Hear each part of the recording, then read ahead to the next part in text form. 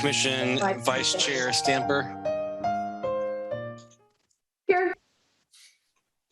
Commissioner Eisen. Here. Commissioner Black. Here. All right, we have a quorum. So real quick before we get started, it took a little bit today to get everyone logged on. That's my fault. I'm sorry. You might notice Jonathan Roisman's not here.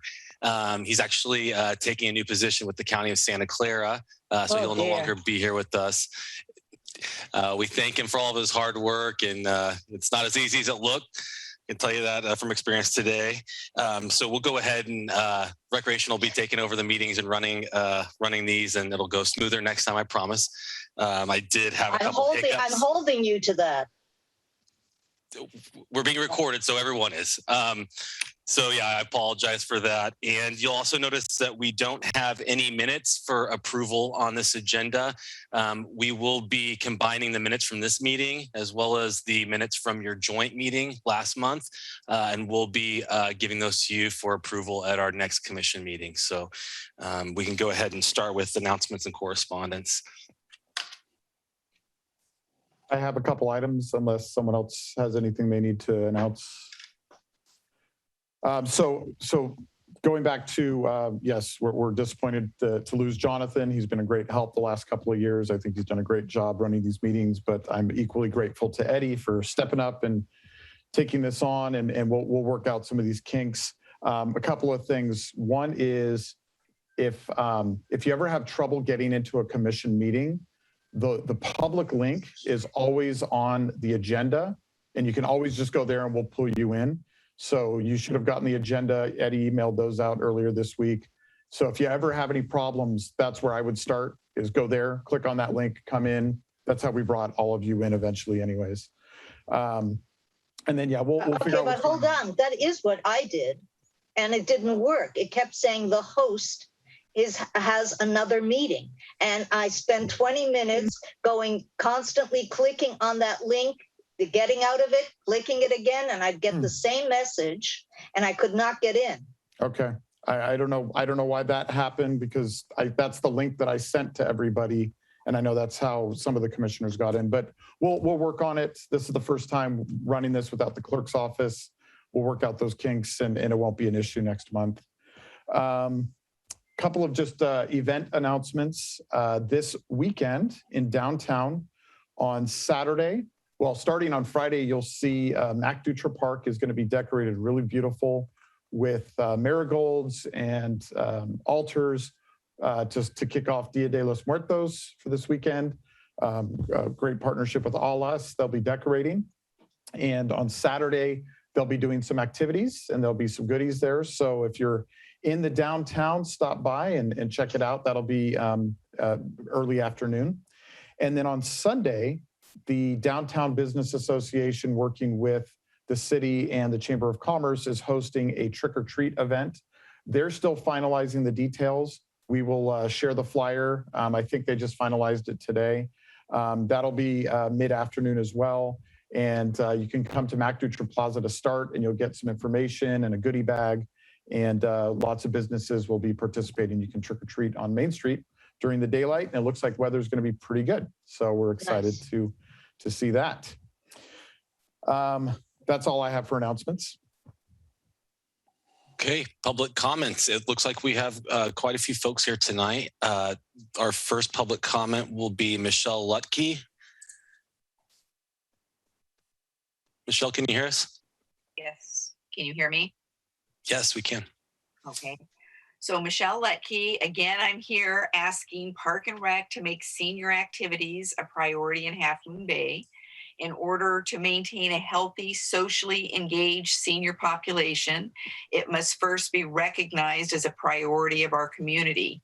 Pickleball, being the sport I'm talking about, has been the fastest growing sport in North America for the last so many years and has now found its way around the world.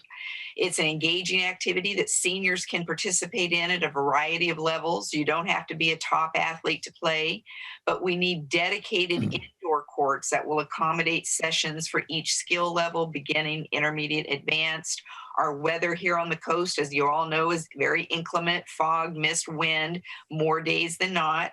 An indoor facility is really necessary to further the health and wellness of Half Moon Bay citizens. A covered outdoor facility could work, but needs to be away from residential to prevent noise complaints, as other cities are now experiencing.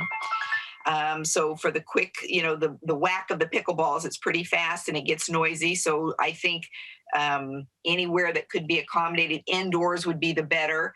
We appreciate the indoor facility that we are allowed to use partially on certain days, but it's not really set up safely for pickleball. You've got the wall right behind you. It's not, we make do, but why should this city has plenty of resources? Why should we be making do still as a senior community? I think it needs to be a real priority. And seniors, if you keep them engaged socially, they're going to be healthier, and a more of a contribution for the community. So that's my 2 cents. I'm hoping, and I heard a rumor, and I don't know if it's true. I call it the abandoned ghost house on the corner of Highway 1 and Miramontes Point Road, across the road there, going out to Moon Ridge. There's this old house there, and someone said that the city owns that property. They do not. So that was a false rumor. That's a bummer. Because I thought that'd be a perfect spot to build a dedicated pickleball court area. So anyway, thanks very much for your time. Thank you, Michelle. Yeah, I just want to say, appreciate those comments, Michelle. I definitely agree with you about pickleball and its popularity and how important it is to be able to have something like that in Half Moon Bay for especially our seniors. So we continue to think about that. I like the covered idea. If we could think about the right location and be able to do something like that. Yeah, I think it would really work. All right. Thank you, Michelle. Mm-hmm. Thanks. Eddie, why don't you explain to the participants how they can raise their hand in case someone is unfamiliar with that? Yep. For all of our attendees, at the bottom of your screen, you'll see a raise hand button. If you'd like to make a public comment, go ahead and click that raise hand button, and we'll go ahead and call on you in order. So Michelle, you still have your hand raised. So also after you've made your comment, please, excellent. You've taken that off. Perfect.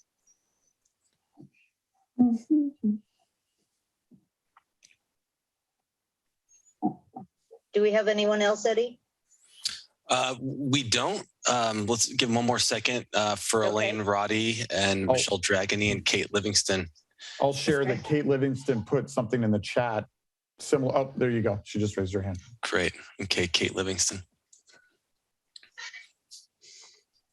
Hello, Kate Livingston here. I'd like to come in after Michelle's comments about the need for pickleball for our aging community in Half Moon Bay.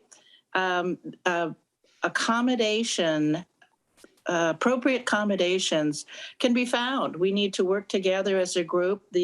As Michelle stated, the indoor play is compromised at best, and with the situation of COVID, of vaccinated versus non-vaccinated, we need to look at how to make it work for all of us. And I'd be willing to join a committee, talk to you individually, whatever I can do to make this work. Thank you for listening.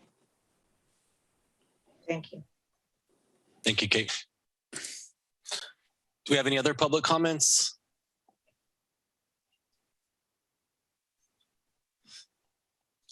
Okay, no more public comments. Am I allowed to ask a clarifying question? Yeah. Okay. Sure. Of the 2 public comments about pickleball, is there a feeling that I just got the sense that both indoor and outdoor is like, one person sounded like they were good with outdoor, one person sounded more like indoor. Is there a consensus about what is best in the pickleball community, or Yeah, I'm just curious because it has implications for like cost of things and stuff. Indoor would be the best.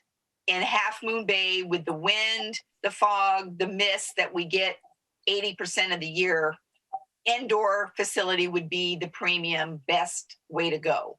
You'd have more people willing to come out and play. It would be safer. The courts get wet, they get slippery. But if we can't get a dedicated indoor space, then the answer might be to have a covered outdoor space. And so we have tennis courts that we can use during the summer. But again, when it's foggy and wet and rainy, it's very limiting. It's not safe to do.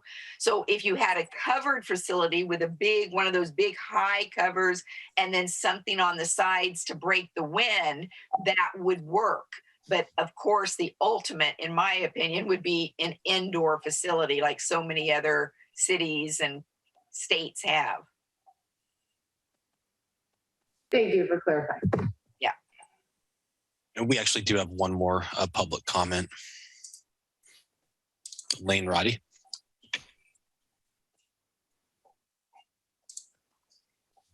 So, okay, I didn't know how to get on, but thank you very much. It's been a long time since I've had anything real to do with the Recreation Commission, but I do appreciate all that you are doing for us, and you can't do everything, but here we are, those crazy little pickleballers they keep coming back. We just do, because it's something so much of us love. But I just heard a rumor actually from the gal who cuts my hair today. She said, "Did you know that pickleball may come to just Highway 1, and I think it's on your agenda." And so is it really true that there is something that you're thinking about possibly putting a pickleball court or bocce ball across from the Ford plant? Oh, so no, not exactly. I will share some. We'll share some details on that. Elaine, if you could stay on the meeting, in just a few items, we'll have an update on the Magnolia Park project, and that's, I think, where that came from, and that may be the same rumor that others have heard. So we can share a little bit of detail on that when we get to that item on the agenda. Okay, I just have another meeting, a church meeting that I have to go to, but so what I'm taking from your answer is that that is just a rumor. Well, so I'll be really brief because I former rec commissioner here, folks. We want to make sure we give her due respect. Yes. And you've got another meeting. So on Saturday, we held a public visioning session out at Magnolia Park, which is between Seymour Street and Magnolia Street, west of Highway 1, across from the Ford dealership.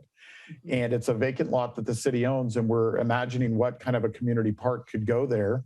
And so one of the drawings that our architect put together to start inspiring people included an active sport area, whether it's volleyball or pickleball or tennis or something like that, for people to think about and comment on. So what I would advise you is if you go to our website, hmbcity.com, there's a cycling kind of banner at the top of pictures. And one of the very first ones is about Imagine Magnolia Park. If you click that, you'll go to the Magnolia Park webpage. You can see the different ideas they're not set in stone, they're just ideas. And there's a survey there. You can fill that out and give your feedback on that. Okay?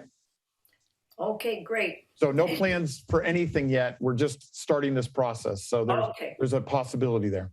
Okay, thank you very much. Thank you, Nice to Elaine. hear from Good to you, hear from Elaine. Nice to see you too. Yeah, all right.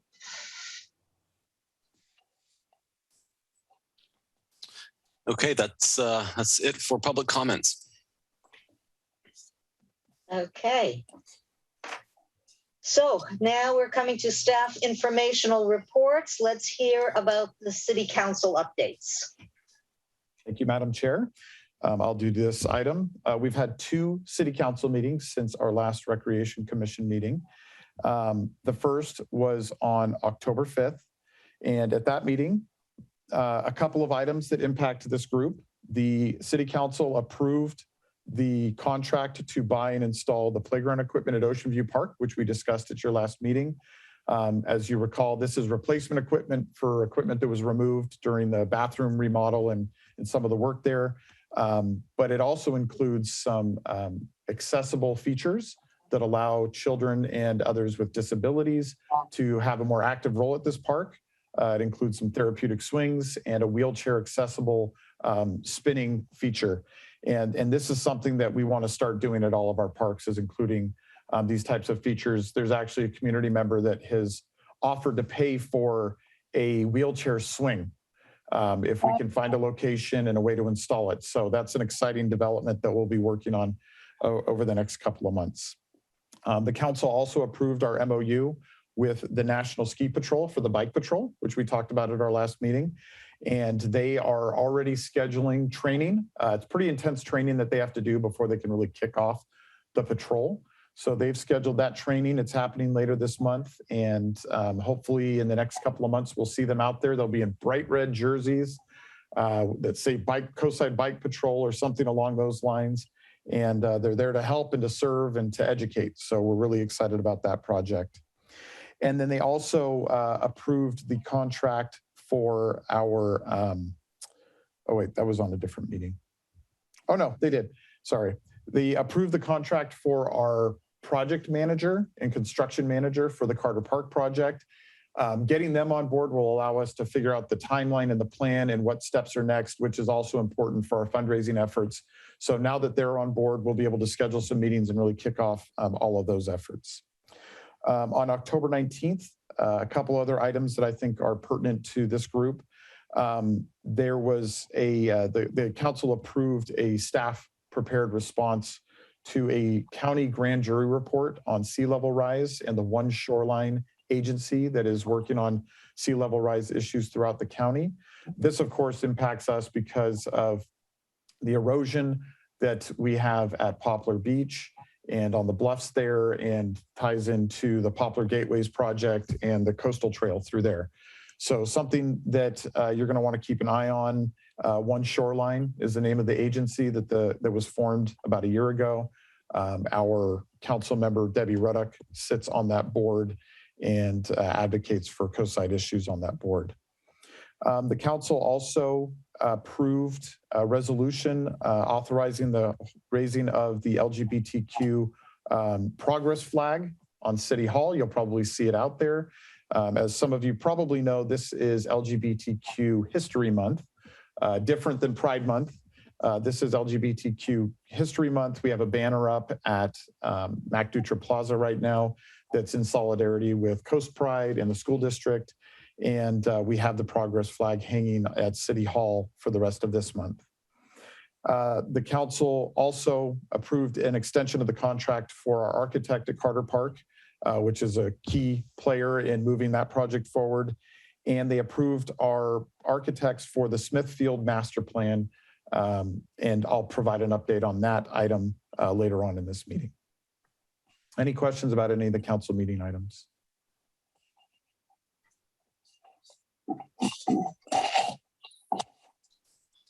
Okay. The architect, who is that going to be? For Smithfield?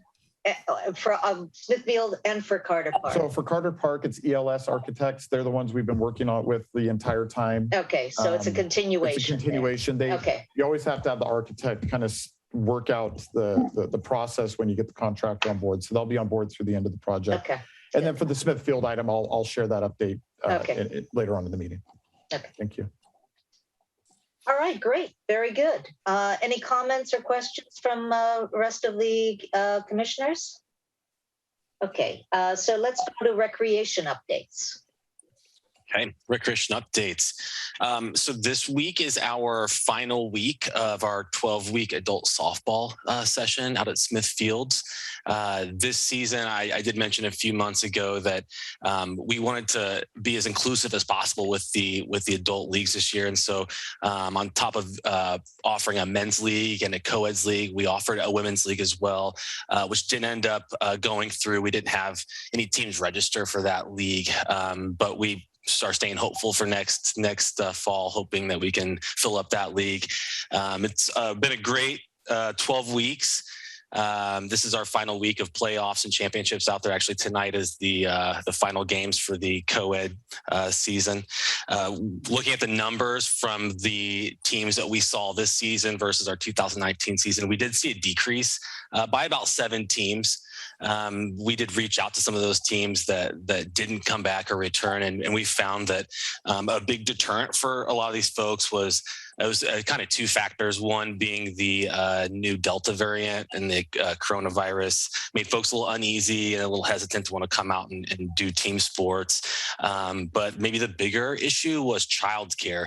We found a lot of folks didn't have the ability to come out because of the lack of childcare out here on the coast side, which is tough to hear. But Matthew and myself and the staff have been talking about this and how we can kind of approach this next year and allow folks to come out and have that ability to play again. And we came up with some cool ideas.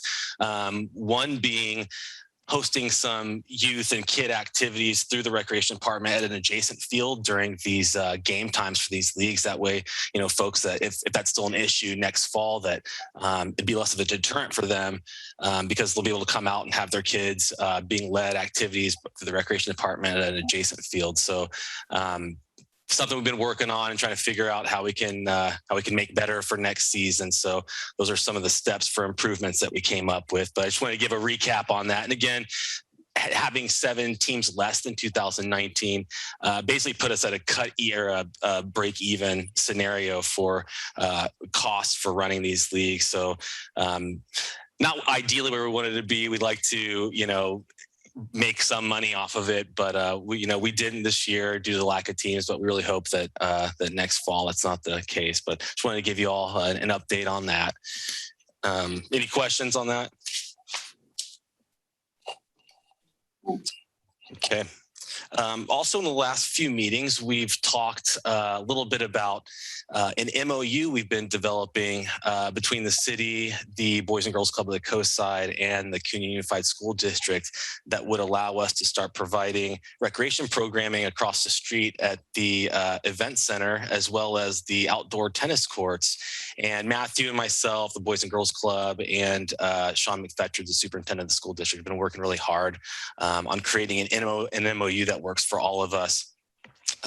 Initially, when we started off this idea, the Boys and Girls Club, their thoughts on it was let's do a 6-month trial period, essentially. So we kind of designed the MOU around that idea, but it was basically contingent on the current mask mandates, what we would be allowed to do and what we would be able to do in the event center given the current health order.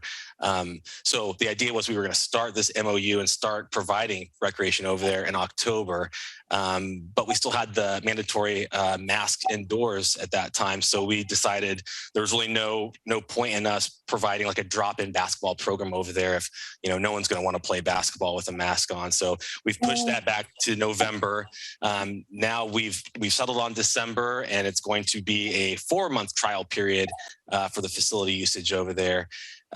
Matthew and I have a meeting with Sean McFetridge, the superintendent, as well as Jill Jacobson, the executive director of the Boys and Girls Club, in the next couple of weeks to finalize this MOU. And we are planning to be there full swing on Sunday, December 5th. So I just want to give you guys an update on that. And again, once we have that MOU finalized, we'll definitely bring that to you to look at. And this initial pilot. Sorry. Oh, go ahead. Yeah, I was just wondering, what about, having mandating, well, not mandating, but just requiring that in order, let's say, to come and play at this stage of the game, that kids need to be vaccinated?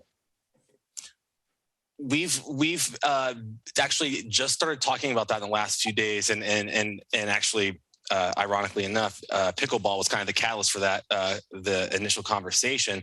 Once we do lift that mandated mask order, how do we figure out who has been vaccinated, who hasn't? We're kind of leaning towards, we might check vaccine passports or the vaccination cards, but we haven't decided that. But it's definitely something that we'll have to figure out before December 5th. And I will say this takes us into a realm we've never been, because the city throughout this has not, we're not qualified to make decisions about health policy and vaccinations and those things. And so we've really relied on the state and the county to help us make those decisions. And we've just followed what the state and county have done. I think the cancellation of the Pumpkin Festival is, I think, the only exception that's been made as far as the council and the city weighing in on that. And so we'll be talking about this. And Summer's End. Yes, Summer's End and then the Pumpkin Festival being large events. Yeah. And so it's worth a discussion for sure. I think some of the council members will want to think about that. Ultimately, we're not going to make that call at the staff level. And so that's a policy decision we'll take to the council at some point. Right. And I think there's some discussion to be had about that. So appreciate that feedback. And a last update is regarding holiday events, something we've missed here on the coast side for a while now. Historically, we've about 5 years ago, 4.5 years ago, we started doing a Breakfast with Santa event here in the community center. We did that for 2 years. And then in 2020, the Half Moon Bay Library, 2019, the Half Moon Bay Library approached us about doing a partnership holiday event, whereas we would charge here for participation, there we would offer it for free at the library. And we've got a commitment from Annie and her staff at the library to commence with planning for that Saturday with Santa event, which is on December 4th or 5th. So I just wanted to give you a heads up that, as of now, we're planning on hosting that event again after 2 years of not doing it. So that's great news. And then a product of all these conversations that we've had with the Boys and Girls Club regarding the MOU I mentioned were ways that we can kind of collaborate and come up with other partnership events and ideas. And one thing that we're going to start doing in the next week is planning for a really large collaborative citywide gingerbread house contest. And so that's something that we're doing that's new. We haven't done before, but the Boys and Girls Club, they have some staff there that have some experience in it, and we're pretty excited about it. And we think it'll, add a little bit more fun to the holiday season. And so that's something we're really excited about. And which brings me to my final update, our winter spring activity guide. Just like the last activity guide that was sent out, I'm sure some of you received that in the mail. We'll still be doing the trifold brochure, which is kind of more of a broad stroke approach to the activity guide. There's obviously less waste and less paper involved, and it just kind of gives them the highlights of what we're offering and what events are going to be taking place over the next 4 months, and then directs them to the website for more information. So keep an eye out for that. That should be in mailboxes here in the next 2 weeks. And that's all I have for all right. Well, with that MOU, you might mention something about pickleball, because otherwise they could have.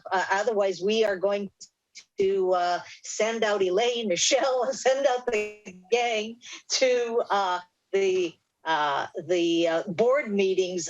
To Sean, because we know how enthusiastic and strong they are in their passion for making this happen, because it's an important thing. It's like a real recreational outlet for a lot of seniors, and this is I'm with them. I support their I support the need to see if we can make something happen here in Half Moon Bay for for seniors in a significant way.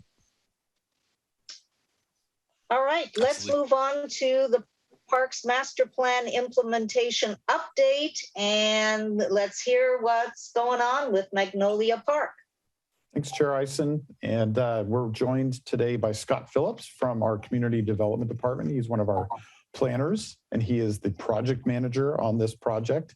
And he's going to give a report out on the project and the event we had over the weekend. Thanks for joining us tonight, Scott. Great. Thanks, Matthew, and Parks and Rec commissioners. Nice to see everyone this evening. And as you know, Magnolia Park was identified as one of the priorities in the Comprehensive Parks Master Plan for the whole city. And we've just started the community outreach process. Last Saturday was our outreach meeting on site, and it went fabulous. We had approximately 70 people in attendance, lots of positive input and thoughts about what should take place at Magnolia Park.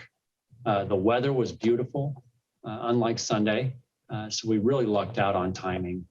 And I'll screen share briefly one of the photographs that I took at the meeting. Let's see, screen share. Oh, Eddie, if you don't mind allowing screen sharing.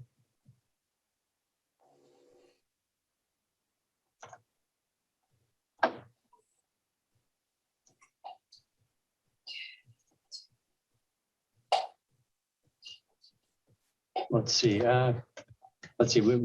Maybe we'll hold off on that. So another item associated with the public outreach was Matthew mentioned earlier, the survey, which is still live on our website, and we encourage everyone to take a look at that, as well as the we have some sort of mock-ups, renderings of potential layouts for the park. And this is all, we're all working towards presenting sort of refined layouts to the Parks and Rec Commission on December 8th. So that's really the next milestone in this process of imagining what will go into Magnolia Park. I'd be happy to answer any questions if any of the commissioners have any thoughts or ideas. I know Commissioner Black was in attendance on Saturday. Good. So it was nice to see you there. It looks like I do have screen sharing capability now. I'll go ahead and. So this is early on in the event, and we had lots of folks showing up and asking questions and providing input. And then also this was my favorite, actually, the flip charts. We had an opportunity to write down thoughts and ideas, and some of them more creative than others. This is my favorite, where some folks actually drew up some thoughts and ideas. And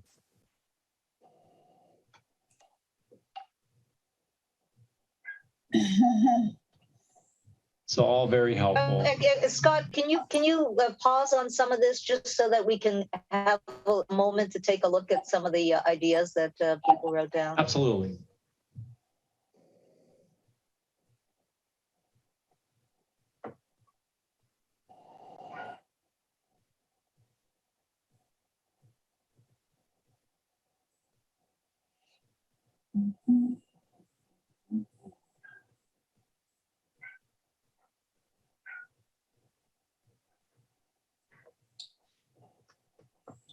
So I saw pump track a number of times. It looks like that is something that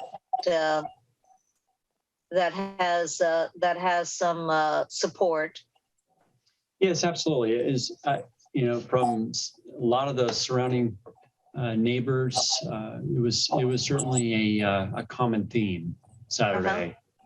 Was support for pump track, bicycle sort of improvements.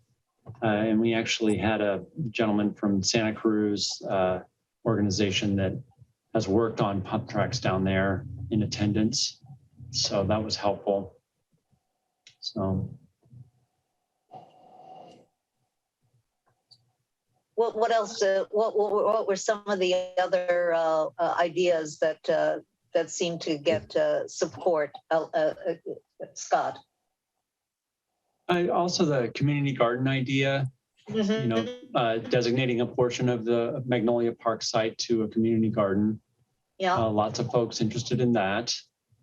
So also, we heard a lot of was that they wanted Magnolia Park to have different amenities than Ocean View and other parks. They want variety. They want Right, to be able to right. go to different parks on different days and have different experiences. Right. Yeah, I think that's good. Yeah. There was also a lot of folks would like to see some trimming or removal of some of the eucalyptus trees on the site. Sure. So there was certainly support for that. So. Did you start out with any design or ideas to with the group, with the people, so that they something to think about or to springboard off of? Yes, absolutely. So 3 very basic concept ideas were provided at the park, and they are available on our website. But keep in mind the ideas that the concept ideas are going to be refined based off of the survey and the feedback that we've received. Those refined concept ideas will be presented on December 8th to the Parks and Rec Commission. So, and as Matthew mentioned, I'm the project manager. I'm happy, any thoughts or ideas on Magnolia Park, feel free to reach out to me, via email or telephone. On the website. Sorry, could you I confirmed they had removed the banner because it was specific to the meeting on Saturday. So I just asked them to add a new banner that's just to there. I'm trying to find right now the page so I can give you the URL. Yes, I'll go ahead and screen share. Okay, great. Yeah, I'm just having a little bit of trouble apologize. interpreting the comments and based on what people saw. I was curious too if you had a sense of where, how the people found out about the meeting. Like if they used Nextdoor or what the, sort of how people came to it. Yes, so that we actually, we started out by posting an ad in the Half Moon Bay Review. We also sent notices out to basically all the neighbors within Arleta Park south of Poplar. And then on our website, of course, but then we posted within several social media outlets, including Nextdoor. So we did, and from what I heard, it sounds like that actually was received by more folks than our actual website. So the social media. How many people would you say showed up? We had approximately 70 throughout the whole event. So. Okay. And it was very diverse as far as neighborhoods, a lot from the adjacent neighborhood. But we had people from all over the city come. There was the witches ride, I think, downtown, and we had some witches show up on their bikes and at the end, and lots of families. It was a really, really positive, well-planned event. Hats off to Excellent. Scott for all of his work. Pat, you have some question? Yeah, I do. I was at the event at Magnolia Park, and I was very, very impressed. And being an advocate of parks and going to a lot of different parks, this was absolutely just such a positive event. The neighbors were there, the children, and everybody was really excited to look at the plan, which was quite obviously a lovely start to developing an extremely useful park. I mean, this has just a lot of good points to it, and also the input of the community. And it was just really nice. It was very, very impressive. And so I can see from the neighbors how much support that they are going to be giving. They were very impressed. So, thank you to the city for coming up with this and for using Magnolia Park. It's going to be a star, in our park system. So, anyway, thank you. Very good. So again, here, no matter what is done there, it's going to cost money. Yes. And Oh, yes. and we want as much of the town to buy into it as possible, so that we can get support instead of a lot of criticism.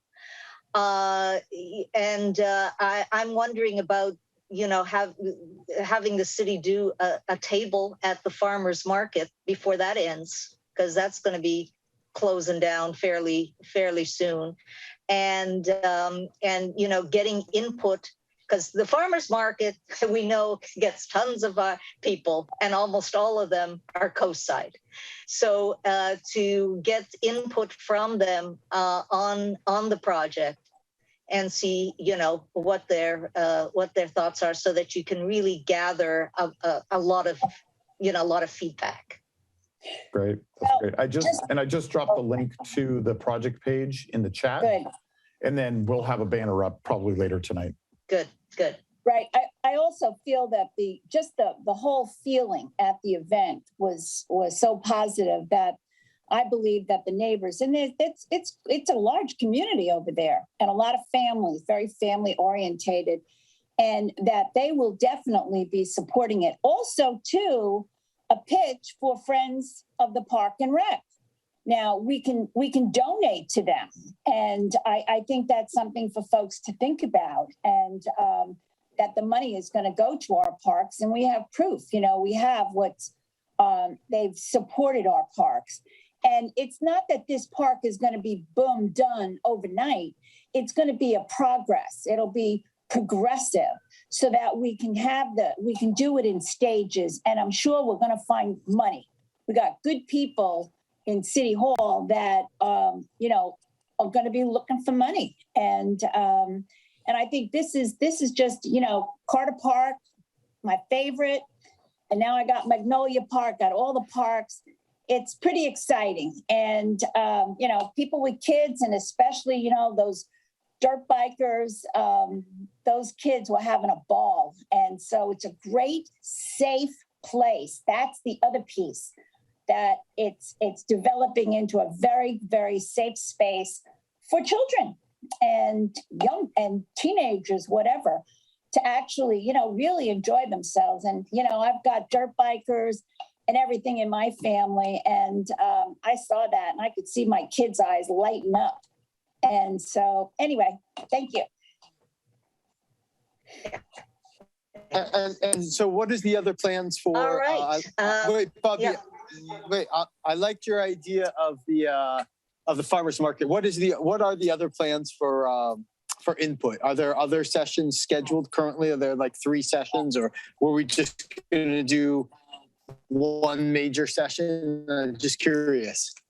Yeah, our next meeting on this item, where we're going to actually have full discussion and feedback, will be your December 8th Recreation Commission meeting. That will be a work session. Most of the meeting will be dedicated to that. And so we'll do a ton of outreach leading up to that, similar to what we did for this event. And in the meantime, people hopefully will take the survey online and provide their feedback that way. And we're doing this similar to how we handled Carter Park. I think there's a proven process there, and we're going to follow it. Perfect. All right, good. All right, anything else before we, oh, no. Well, thank you so much, Scott. Good start. Absolutely. On this project. It's exciting. I mean, for sure, I feel the same way that Pat does in terms of, getting all our parks, improved, added onto, and making, Half Moon Bay a much better community for our residents, especially to enjoy our parks. So good, thank you. Let's go on Absolutely. to another park. Let's talk about Smith Fields. Thanks, Scott. Scott, did you have anything else you wanted to add? I just wanted to mention, if any thoughts or ideas, don't hesitate to reach out to me. My contact information is on the website, and we're really trying to just take in as much information, as much feedback as possible for Magnolia Park. So. All right. Thank you, Scott. Thank you all. Appreciate all your work on this. Thank you. Okay. Our next item under the Parks Master Plan implementation update is Smithfield. A little bit of background and context for anybody who hasn't been following this or hasn't joined us in a while. So Smithfield is our baseball park at the end of Wavecrest Road on the south end of town. You turn west off of the highway near Cameron's Inn and the hotel down there. At the end of the road, you find Smithfield. Just a little history. We've been learning more history about this. It was built in 1968 by farmers who, a property owner dedicated the land and said, hey, if you guys want to build baseball fields here, you can. And the farmers built it. It's amazing that, you know, it's got its challenges, but it's amazing that it's in as good a condition as it is after that many years, given it was not built with the kind of drainage we would build it with now, with the, you know, the foundations, all those things. It was really just kind of organically created over time. And it's a pretty cool facility. And as Eddie mentioned, it's used heavily for our softball league. And then Little League, of course, uses this park several months out of the year for its programs. Junior Giants has used it during the summer. There's a softball tournament for girls that takes place there. And of course, we have the horseshoe pits and the dog park out there. The city actually owns quite a bit more land than what is developed. But because of the landscape of our coast side, there's a lot of wetlands out there. And so it's somewhat constrained. And we've prioritized and budgeted a couple of times to do a master plan of this site. We know we need to do some infrastructure upgrades and some work on the fields. And unfortunately, it always kind of drops to the bottom of the list because of the cost and the nature of it when we hit COVID and other things. But earlier this year, we were contacted by a community member that had a donor that wanted to make a donation to fund paving of the parking lots, because we have dirt lots out there. They're very dusty. They are susceptible to, you know, in inclement weather, getting potholes and ruts and that kind of stuff. And so this individual wanted to help get the parking lots paved, and then also said, if we're amenable to it, maybe some other improvements. And so we felt like we were not going to pass up funding that we didn't have before. And so our public works director, because the rest of his department didn't have bandwidth, took it on, and he's project manager.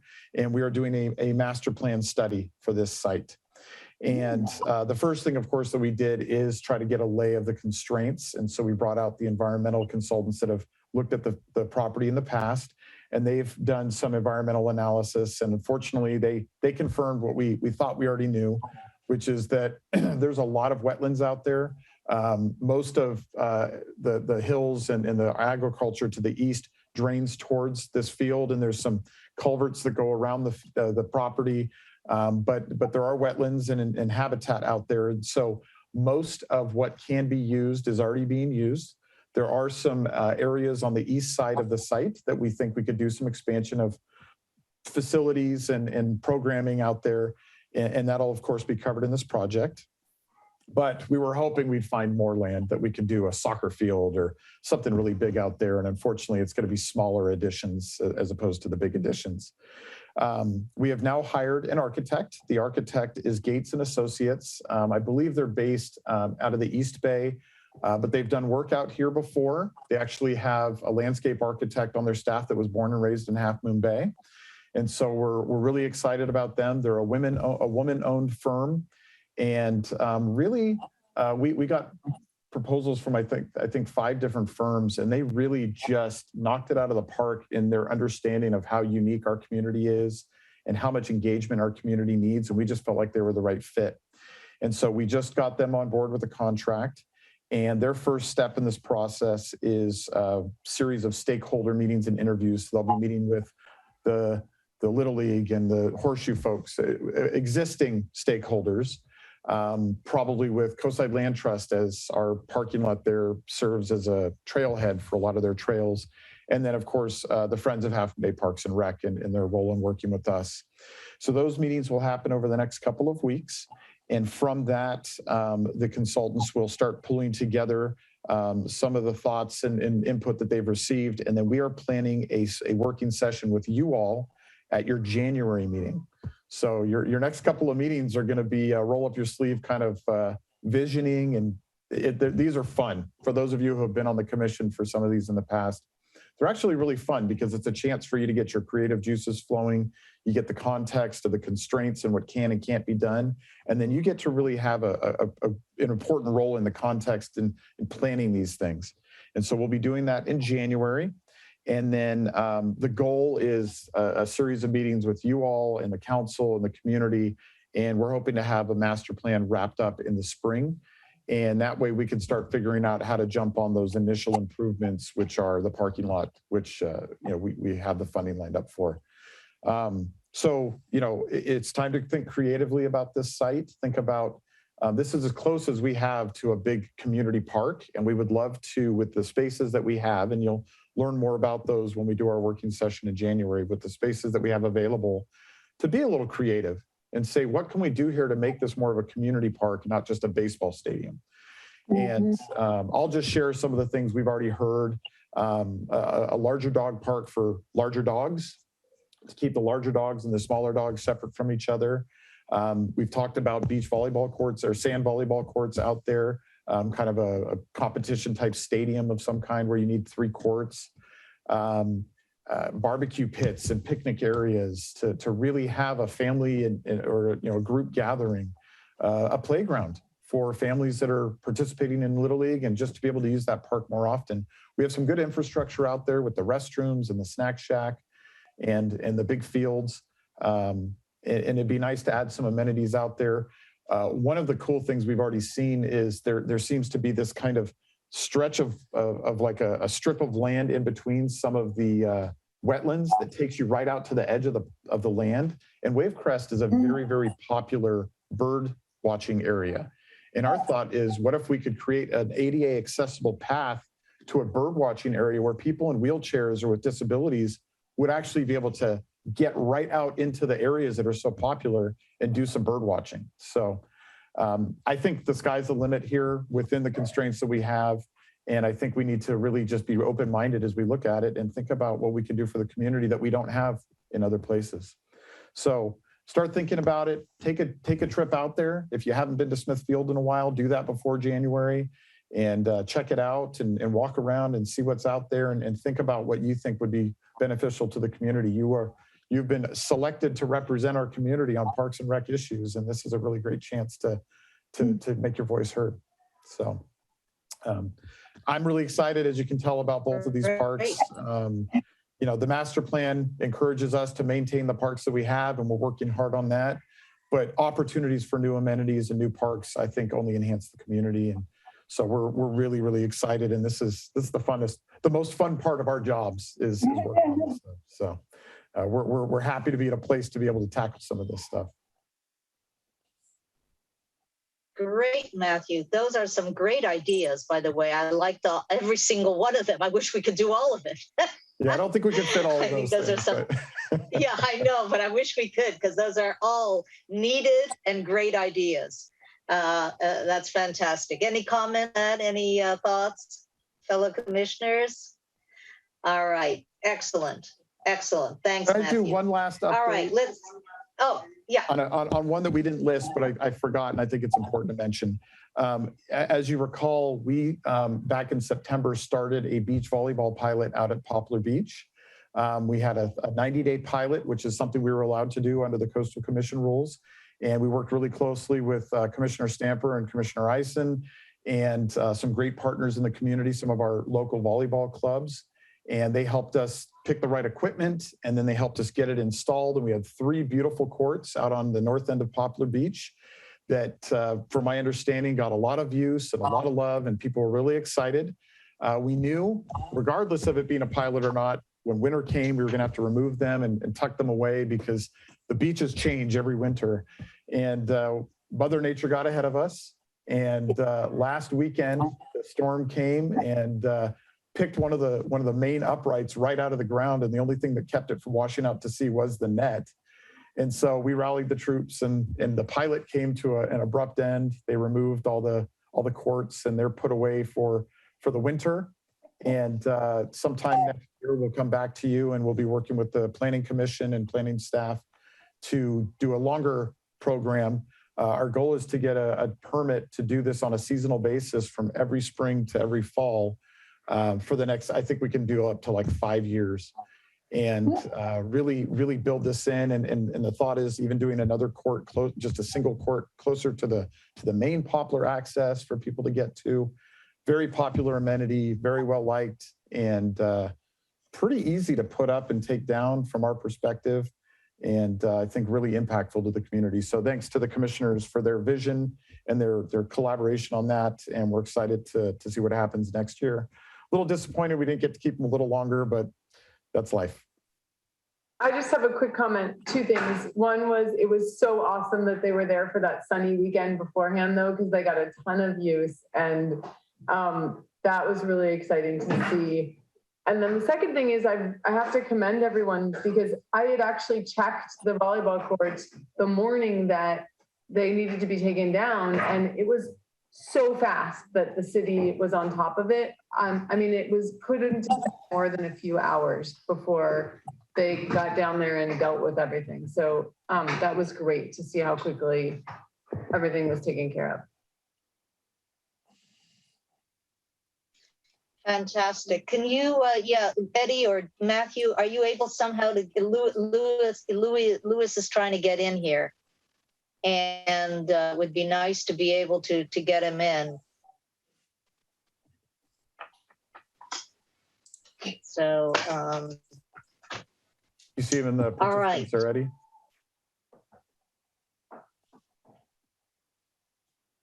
No, he was sent the No, link. he's in the participants, Eddie. You just got to promote him now. you need to switch him over to the panelist. He's not. No, he's there. I'm looking at him right now. I'm looking at him too. He's in attendees. He switched over to the panelist. Got it. There we go. Thank you, Paulette. Okay. All right, yay, there you are. All right, he's in.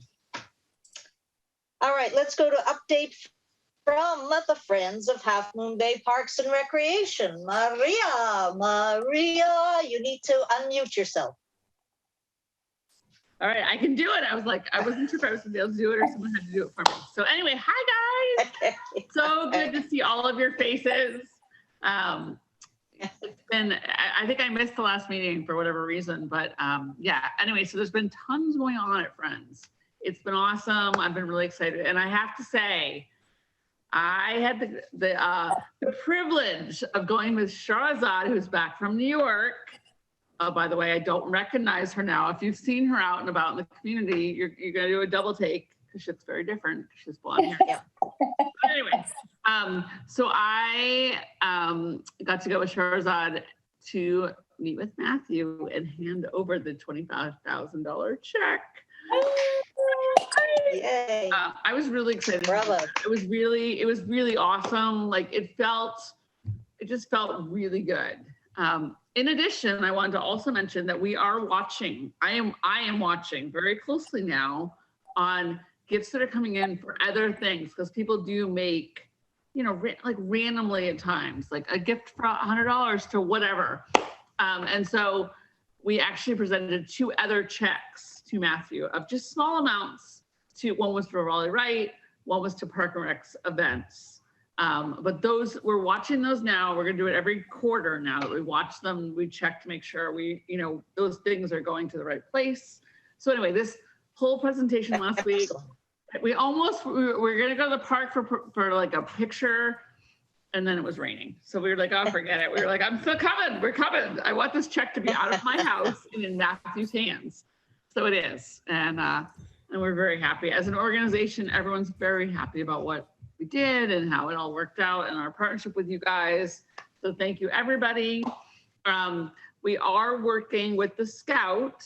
We checked to make sure it wasn't going to age out. Matthew and John Doherty and I met, and Thatcher, my 3-year-old, at the park to talk about the plan and what we can do. And so that was great as well.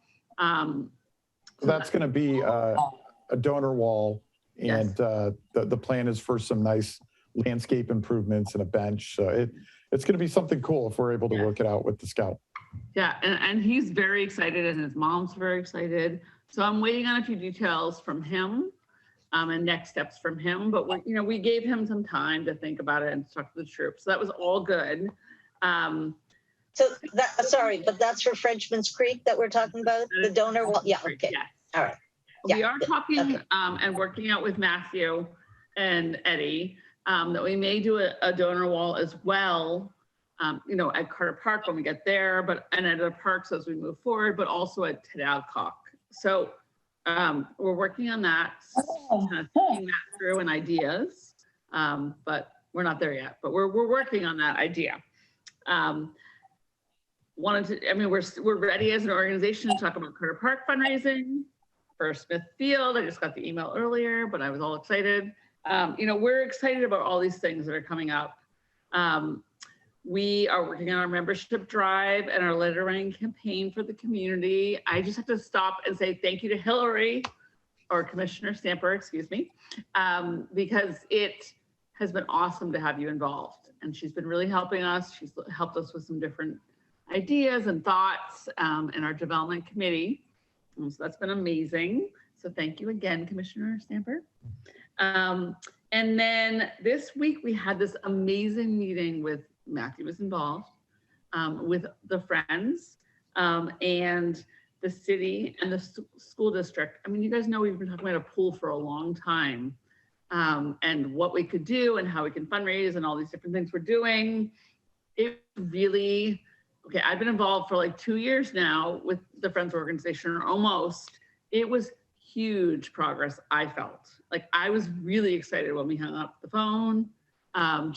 It was just getting everyone on the same page and thinking about ideas and thinking about what we should do and plans and thoughts and everyone being thoughtful.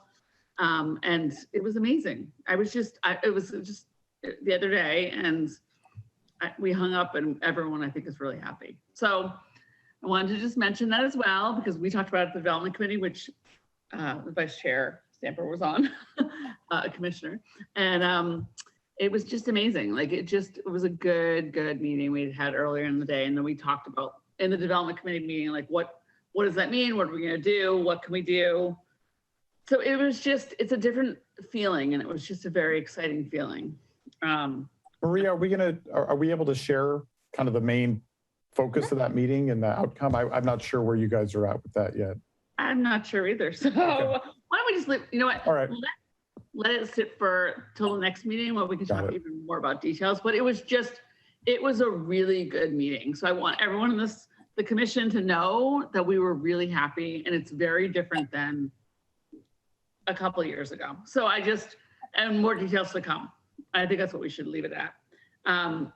We also talked about in development committee meeting that we are looking at Night of Lights, which you all had suggested to us. So we're looking at it, and Eddie has been amazing as always. Thank you, Eddie. And he was working on it today and sending me emails. And so we have some ideas, and we're talking to the chamber about it as well. So we're going to work on that too. And then I just wanted to make sure everyone knew Alan Bruce, which I'm sure many of you know who he is. He's been on our board for a number of years. He's our new development committee chair, which is fantastic. I also want to mention that Amy Alshouse, who is a former commissioner, and Kirk are now co-chairs of the pool committee, which is really a good thing as well.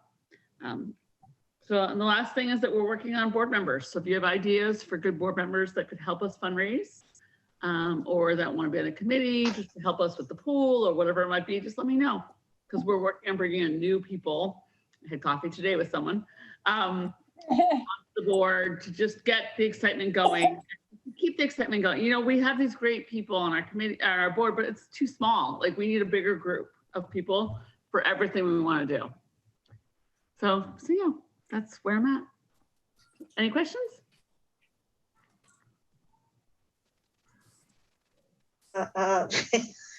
All right. I'm glad you have me. There's nothing to, one of the questions I have is where are we with starting the process, Matthew, with, Carter Park in terms of donate the ideas behind how we're going to structure donations and what are the possible things that we're going to do to fundraise for Carter Park. You're on mute, Matthew. That's good, because I was yelling at my kids because they were making too much noise. Yes, thank you. As I shared earlier, one of the key steps in this is to get our construction manager, project manager on board, which we have now. And they were the same construction manager, project manager team that we used for the library. So the onboarding for that'll be very quick. The other thing is the staff member that's going to lead this has been very, very tied up in another project that has extended longer than we had hoped. So I may just need to start this, and then that person will come in when their time frees up more. So I'll circle back. I know we had hoped to plan something a couple of weeks ago. I'll circle back, and we definitely want to get this kicked off before we get to the holidays. So something in the next couple of weeks, we need to have a kickoff meeting. I think, key things is we need to develop some of the naming policies like we did for the library, identify what features could be named for individuals, some of the levels of donations, and get a policy together that we can take to council for approval. And again, it'd be great to do that before the end of the year so that when we get into January, we can just hit the ground running. So yes, that's on me and my team. We're a little behind on it, and I apologize, but obviously it's at the front of our minds, and we'll find the bandwidth there shortly. Great. All right. Well, thank you so much, Maria. Anyone have anything wise for Maria? Okay. Thank you all. All right. Let's go Maria, to... that's a big deal. The $25,000 too. I mean, we thank you. Yes. It's very well done. I'm pretty sure it's already in the bank for us. Woo! It's okay. I've fundraised for a long time, but it's so nice to turn that kind of check over, like to know we did it. So it was a big deal. We got to go to the office, to City Hall, and turn over the check. It was. It's a great collaboration and a great start to the whole relationship and getting things going and just all the way from and so nice to something that actually happened. You know what I mean? Not always with the meetings and the talks. We got a check in hand. We got the playground in. We have something to show for it. People are enjoying it. I mean, it'd be a great, all together. I was really, really pleased how that's all worked out. Yeah. So, onward and upward to the next project, right? Thank you guys. All right. Thank you all so much. Very good. Thanks, Thank you, Maria. Great. Thank you. And we have Jenny Walter here from Coast Pride to come talk to us today and present a little bit on your direction from last month, this being LGBTQ month.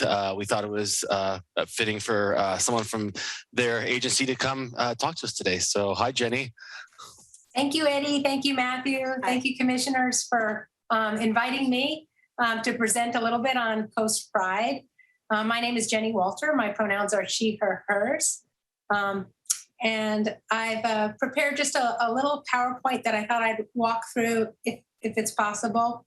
Otherwise, I'll just talk off the cuff too about what Coast Pride's about. But before I do, I just want to say I've been in your meeting for about an hour and a half, and I just want to say that you are all doing amazing work in terms of ensuring that our Half Moon Bay City has this vibrancy and this amazing ability to use our land resources and all of our resources and people resources to make this a great place for us to have, for everybody to have really a sense of belonging and a sense of health and safety in all these places that you're trying to improve. So I just want to say thank you for the work that you're doing. And I really feel that the work that you're doing is very much aligned with what Coast Pride is doing. And so I want to highlight that as I go. Eddie, if it's, oh, you got it. Okay. So I was going to say, Eddie, don't worry about it. If you can't, we'll just leap in. But so what I want to do is kind of give you a overview of the need in terms of our LGBTQ community and our broader community, and a little bit about Coast Pride and our services and all of the partnerships that we've developed on the coast side, and to kind of throw it open to you about maybe some partnerships that we can develop with you as a commission. So with that, can I control this now? Can I just go for it? No, I think, Eddie, you've got the controls. Is it all right if I say, next slide? That works? Thank you so much, Eddie. I appreciate it. So in terms of the need, Coast Pride grew out of, I'll just start talking to the next slide, grew out of a study that was done countywide by the LGBTQ Commission in partnership with the county's public health department. And Coast Pride didn't exist yet. But the key takeaways from this study was that just like all people, LGBTQ plus people want to be safe, they want to be welcomed and included, healthy, have access to resources and services, and be very visible in the community. So it was in reaction to this study when the commission brought focus groups to Half Moon Bay and had a conversation with youth and educators. And a lot of what the study showed was resonating with our youth and our educators and our mental health folks. So Eddie, next slide, please. And just a few key takeaways there. This is a big report, so I'm just going to highlight a couple of takeaways. And I wanted to point out that Parks and Recs services, in terms of being safe, the study really showed that more than 2 out of 3 feel safe. So that's really high marks. And I wanted to really underscore that for you. On the other hand, less than 1 out of 3 people felt safe in senior housing and long-term care, in transitional medical care, in our jails, and our military. And then the next slide is the one I really wanted to zero in on.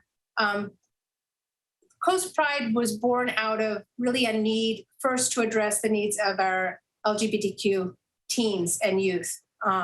And the statistics were pretty staggering, and we were quite surprised. 77%, this is pre-pandemic. So 77% of our youth surveyed considered harming themselves. And 64% considered committing suicide. And the reason why this is stunning is not only because the number is so high, but the national rate for LGBTQ youth is much, much lower. When you look at some of the statewide statistics, it's 46%. And yet the national rate is 3 times the rate for our heterosexual youth. So what we see in our families is that kids are leaving school, dropping out of school, not participating in a lot of the Parks and Recs types of activities because they don't feel a sense that they belong. So that's why I say this is really so aligned with what you do, because really when you're creating all these wonderful opportunities for recreation, it's not just about recreation, right? As you know, I mean, I heard it from the people who spoke in the very beginning about pickleball. It's not just about pickleball. It's about having the ability to connect with others, to have an outlet, to have social well-being. So that's really where Coast Pride came about, was because of the needs that we saw. So next slide, Eddie, please. So I don't know if this is going to work, but there's a audio tape that I want to play in here about one of our youth, just to give you a flavor of some of the stories we're hearing.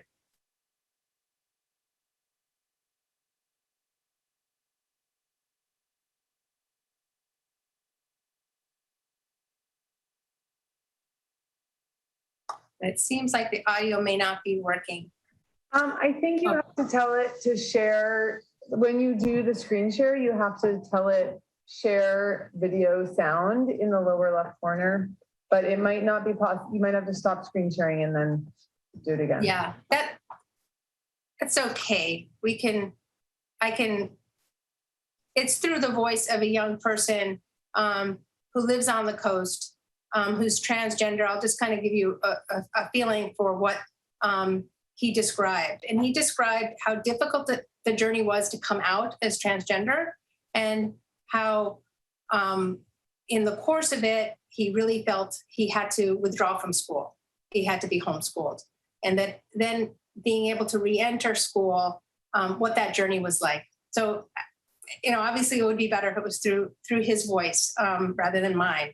But I just wanted to give you a sense of some of the young people who we're serving through that. But Eddie, we can just hit it back at the PowerPoint. I don't want to take too much of your time in describing. I'm sorry, That's everyone. okay. You're just, don't worry I'm about it. so lost. I can't even get it back to how. Don't worry about it. Don't worry. It's not a big deal. Eddie, lower right-hand corner where you were just hovering, there's a little where the slider is right next to it. There's a little screen. Go to the left now. Right, nope, too far. One more to the right. Click that one.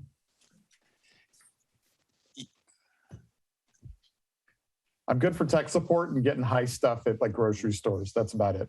Eddie, it's so hard, the tech stuff. I hate the tech stuff. I can't believe you can't see me sweating. I'm sweating for you. It's okay. I hate it. So not to worry. We'll skip the audio tape and go right to the next slide. And there won't be any fancy things in the slides. So here I wanted to point out what we all have experienced, right? The impacts of the pandemic and how it's affected all of us. And that really, when you look at it, in some ways, feeling safe has been a problem for all of us.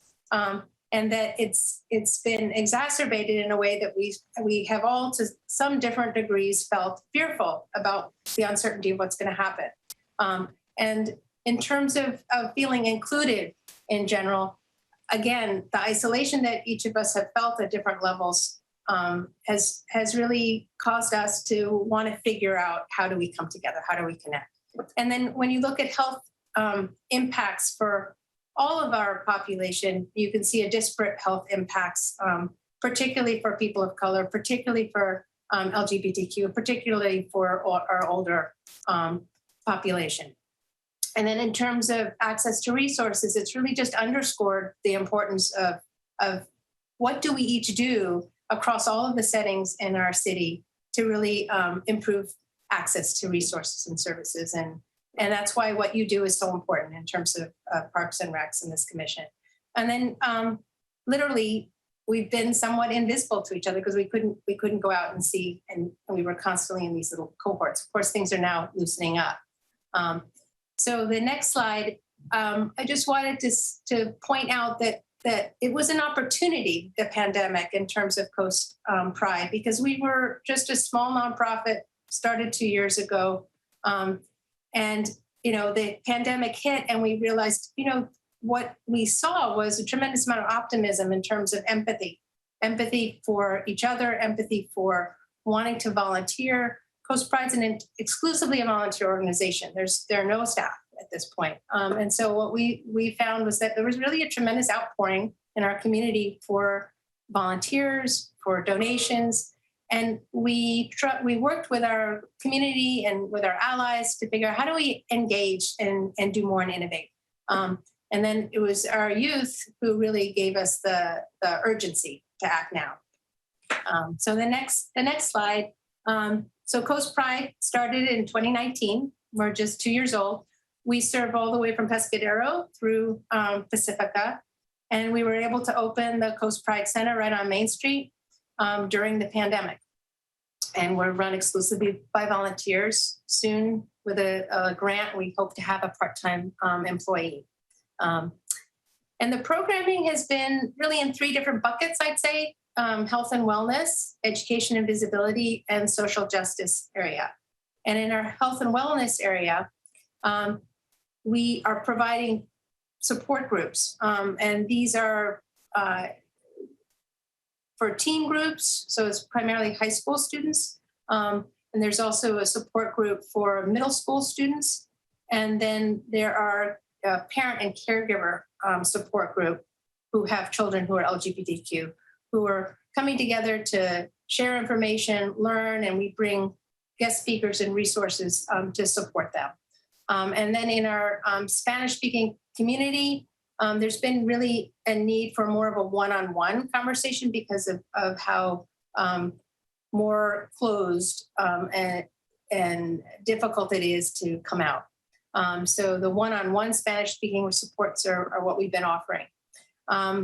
Individual counseling and drop-in counseling, as you can imagine, that's really a huge need. And we're fortunate we're going to have the schools place a clinical intern at our center so that there'll be drop-in ability for individual counseling. And then, as you know, on the coast side, we have so many people who do various somatic things like meditation and yoga and expressive arts. And so what we're learning is that because we are exclusively a volunteer organization, is folks are coming to us and saying, we want to do a yoga class for you. We want to be able to provide these services. And of course, our center is a little small, and given the pandemic, we want to try and figure out alternative spaces. And that maybe is one area where we might be able to partner. And then lastly, really all of what we see in the pandemic is the need for mental health services is enormous across all kids right now. And so we are working to try and figure out how do we develop a telemedicine ability here on the coast for our kids and then ultimately for our adults at all ages. So that's sort of their health and wellness bucket. The second is education. Oops, it's not there. Is education and visibility. I didn't write the slide. Okay, I did write the slide. So for education and visibility, as Eddie and Matthew pointed out, I was invited because this month is October LGBTQ History Month. Well, it also overlaps with Latinx Heritage Month. So we have been meeting weekly with our nonprofit partners and our school partners in order to develop programming for October. And Matthew mentioned the Dia de los Muertos in McDutra Park. So Alas and Coast Pride are partnered, and we will also have an altar there in McDutra Park. So I really invite you. It's going to be a very moving and beautiful event at our town square, if you will. And December Night of Lights, you may have seen us, the board members and other volunteers, with lights lit up, positive messaging like love and kindness. And we did that for Night of Lights, so we hope to do that again. December 1st is also World AIDS Day. And we are bringing a part of the AIDS quilt to our Coast Pride Center. And in particular, a piece of the quilt from individuals in our community who have died of AIDS and their relatives are here. And so as neighbors, we are going to come together and do an event for December 1st. We really invite you to come to the center for that. And June Pride, thanks to our partnership with the city and the schools, we've been very visible on campuses with banners and with programming and workshops and working closely with the Gay Straight Alliances and the teachers and the faculty. So we continue to do that. And then really, we just don't do anything without our partners. So our Chamber of Commerce and the city, we put together a welcoming, inclusive sign, which you've probably seen in many of our local shops. It's written in many languages. It has all 3 logos. And those are, Coast Pride produces those and makes those available to all businesses. And there was probably more over there, but I don't remember. So I'm going to go forward. Our partners, when we opened on June 1st, we reached out to our partners and asked for letters of support and endorsements. And so these are the entities that have endorsed Coast Pride. And in their endorsement have said that our partnership means that we will find opportunities to collaborate. And so we have with every entity that's listed there, and I can go on and really praise our partners because we could not do this without our partners. All right, the next slide is the third bucket, the social justice bucket. And so in addition to hosting events that are visibility events with businesses and we've worked, and I have to really do a shout out to Matthew on this, that we did a training on sexual orientation and gender identity expression training that was open to everyone. And Matthew attended it. And then after it, Matthew was just like, okay, what do we need to do? We need to collect data. Okay, we're gonna put that into our contracts with our service providers so that that information can be sensitively gathered with best practices, and then we can collaborate in terms of connecting to make those linkages for our services. So thank you, Matthew. And then we work with all our faith-based organizations. We currently have 5 that are welcoming and inclusive: the Lutherans, the Presbyterians, Holy Family Episcopal, Kosai Jewish community, and the Unitarians. And they meet monthly with us, and they just hosted an event in October. And they are intending with us to create a brochure that identifies core practices and values and beliefs to implement in a congregation so that it is welcoming and inclusive. So that is something that they're heading up and meeting at our center to do that. And then the other one, the nonprofits and schools, that is the joint programming I described that we've been working weekly to come up with all of these events in October, which we've just been wrapping up. And that group wants to meet monthly to address intersectional issues of what are disparities and inequities for people of color in our community and LGBTQ. So that's a growing group. Again, it's from Pescadero to Pacifica and Half Moon Bay. So we actually have folks from La Honda Unified, as well as from Pacifica School District and from Cabrillo, as well as our nonprofits like Puente and Alas. So that's a growing group that I welcome you to be part of that if you'd like to be. And the last section of what I wanted to talk to you about was, so I said I was talking about the needs and then programming.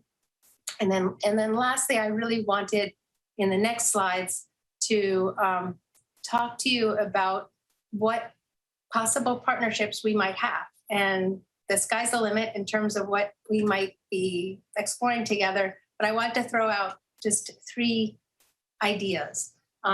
One is the data that's being collected as part of the contracts that Matthew was instrumental in putting into the contracts. When folks register for any type of activity for Parks and Rec, there is a question for gender. And so there are best practices for asking about gender, and I've included the link. And if the commission were willing to consider it, would be great to include those best practice questions there. The second area is just because everything you're doing is creating vibrant places where people belong and connect, is just to think about what type of visibility you might be able to do in terms of messaging for welcoming our LGBTQ community.